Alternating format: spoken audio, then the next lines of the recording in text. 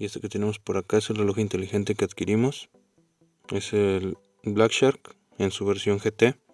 La caja, como pueden ver, pues tiene buen diseño, viene en color oscuro. Este lo adquirimos por AliExpress.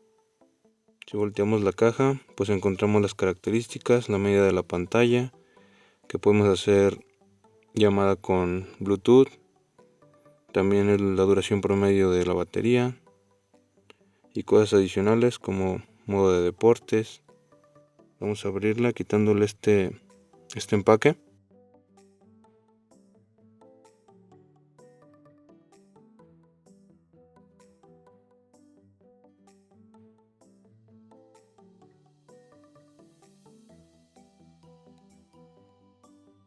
Aquí no requieren aplicar presión a la caja.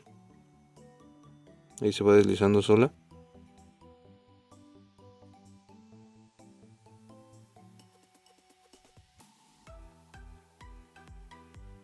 Y pues aquí tenemos el reloj.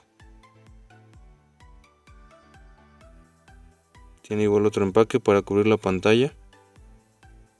Vamos a retirarlo de la base. También tiene esas correas en color negro. Y pues debajo de esta base también encontramos el manual, que este me parece que viene en inglés y también en ruso. Aquí vienen los pasos para toda la configuración. Y de este otro lado también el cable de carga. Este en un extremo es USB tipo A. Y en el otro extremo pues es el cable o el conector magnético.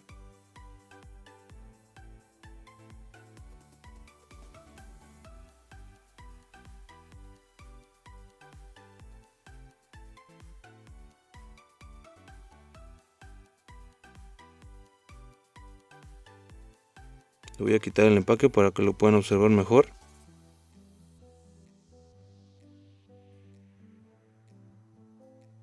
Le vamos a encender, dejamos presionado este botón en la parte del costado. Ahí ya nos muestra el logo. En la parte de atrás están los sensores y pues aquí el QR para el escaneo y configuración.